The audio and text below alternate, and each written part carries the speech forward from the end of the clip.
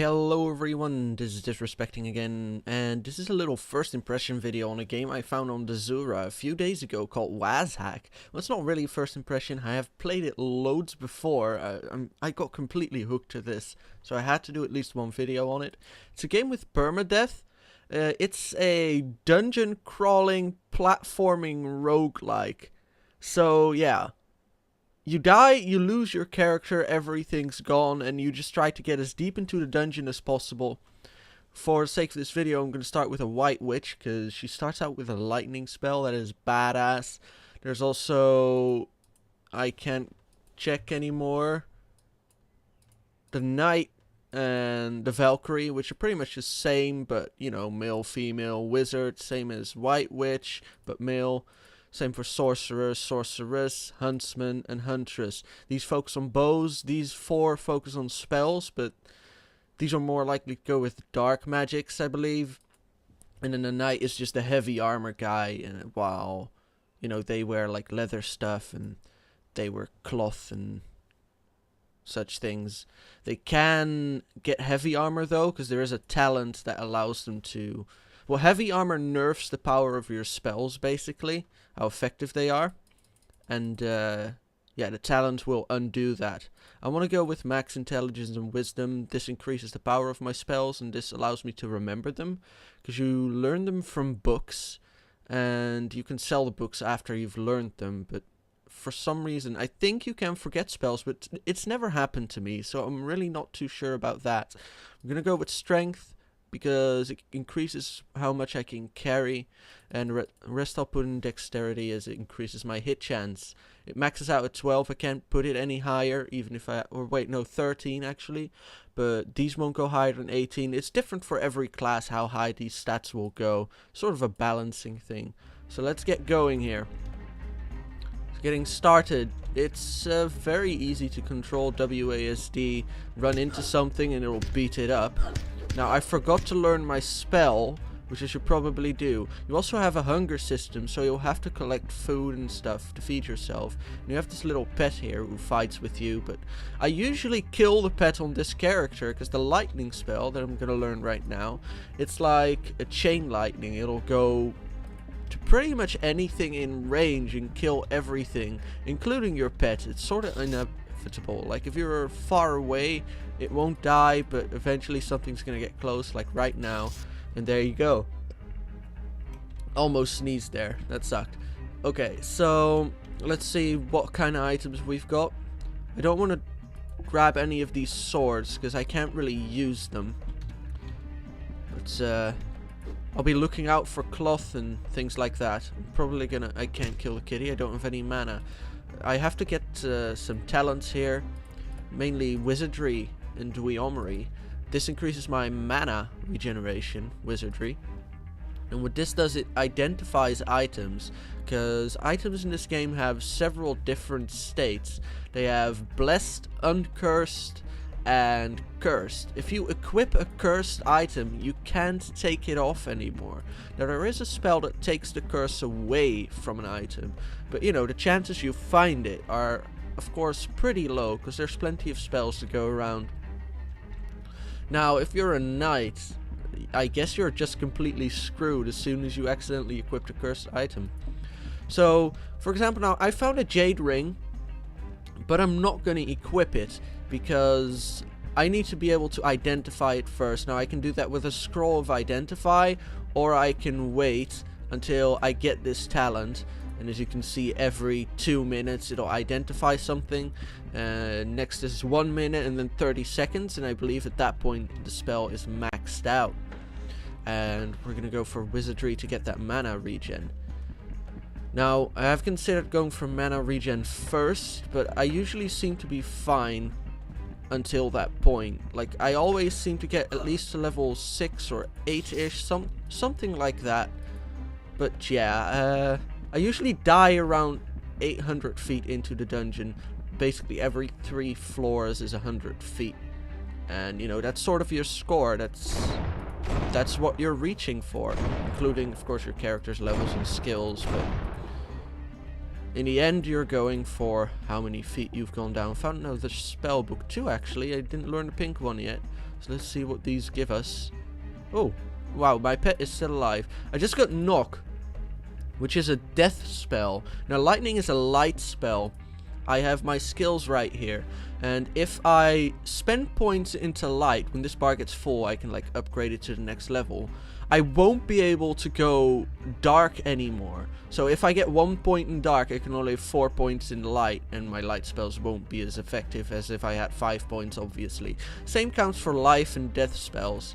So you want to sort of decide at the beginning of the game what you're gonna go with.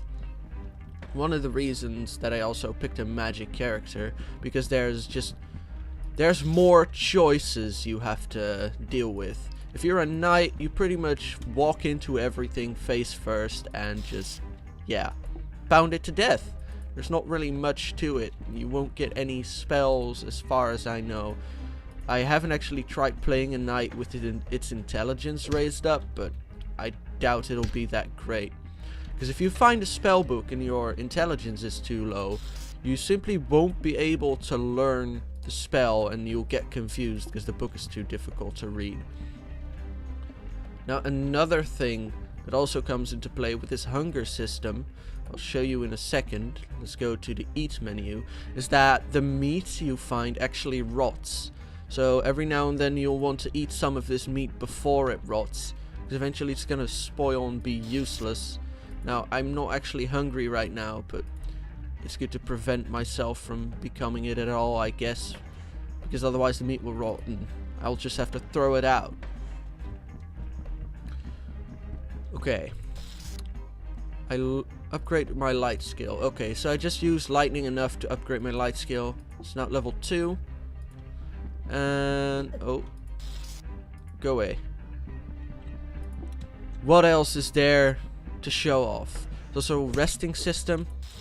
If you need to regen mana and health, you can hold tab or click this button. It'll ask you to rest, and it'll regen your mana and health right here.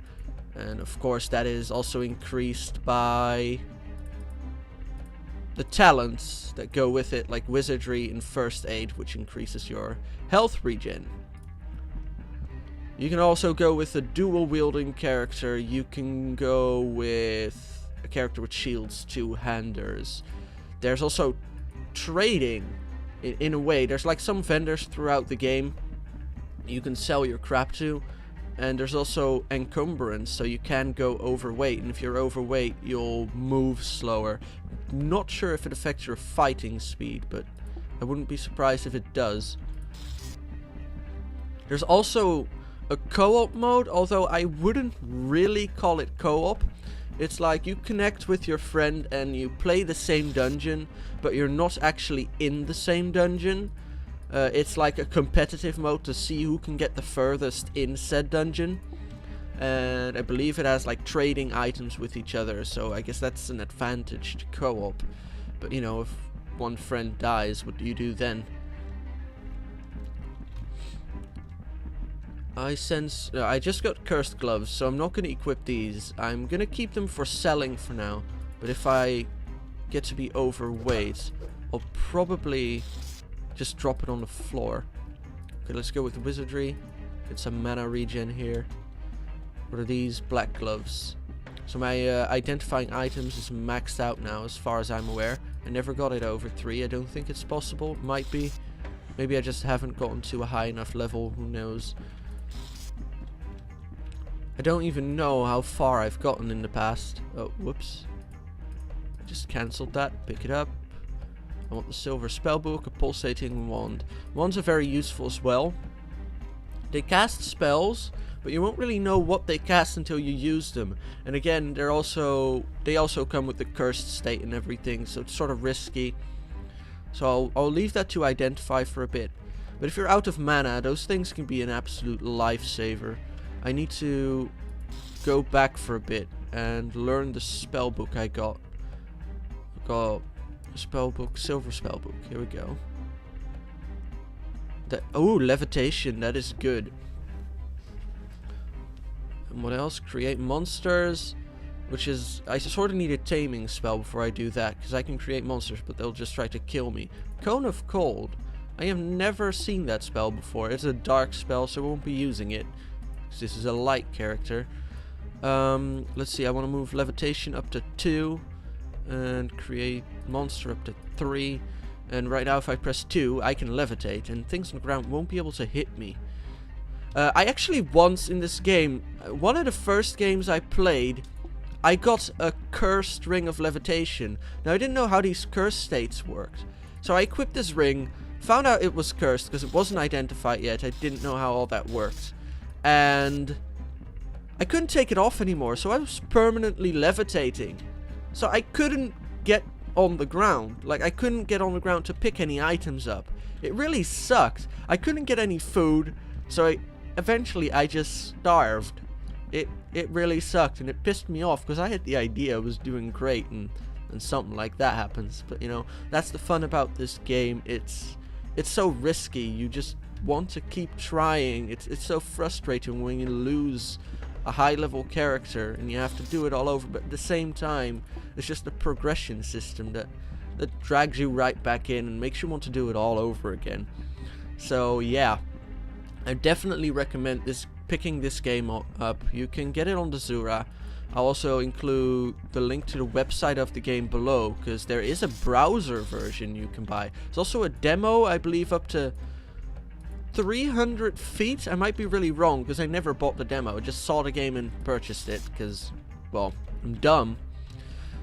But as you can see, it was a good decision. And I can upgrade my light spells again. Let's see. It's level 3.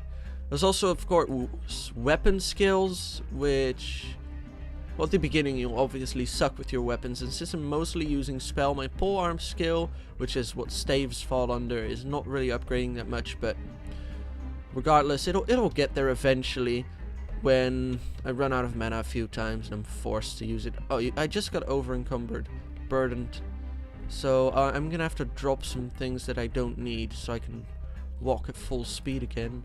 Screw dagger. I could drop the books, but I'd rather sell them. Cursed scroll of light. You can also sort your items by weight, so you can see what's the heaviest.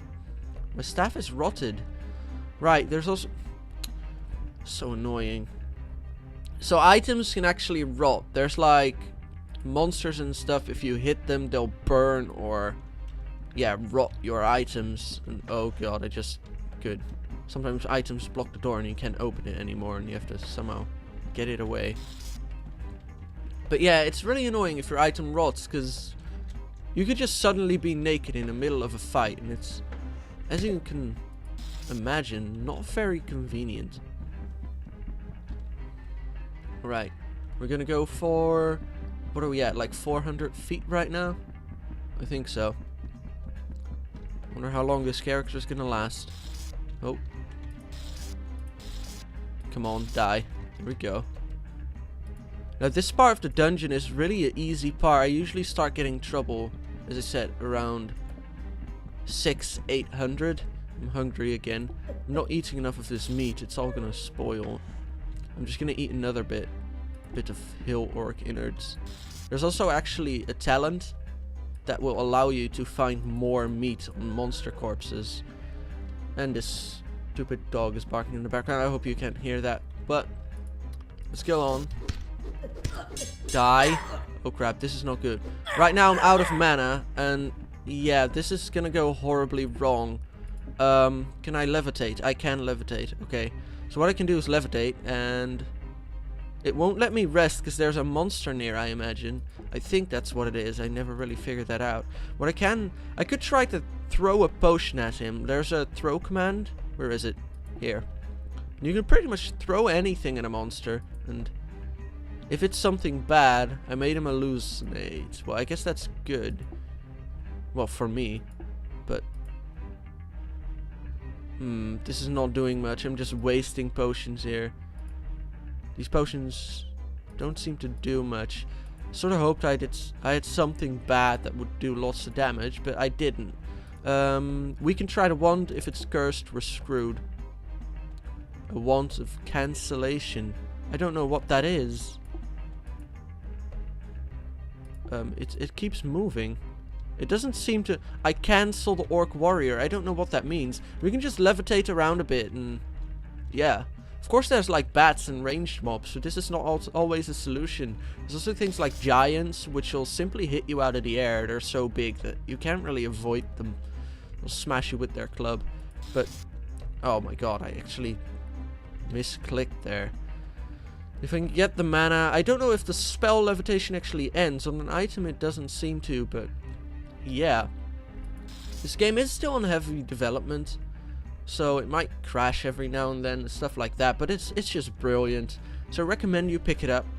And I'm just gonna beat this orc because, well, I don't want to wait for my mana to regen like that. And there it goes, this character is dead. Permadeath has claimed me. I hope you enjoyed this video. I hope it'll get you to buy the game, because I've also spoken to the developer. He's a great guy. He'll listen to your suggestions. It's great. And yeah, just get it if you like roguelikes. I really recommend it. Even if you think the graphics are sort of funky, I personally like them. Just, it's the gameplay that counts. So get it, please. This has been Disrespecting, signing out. See you next time.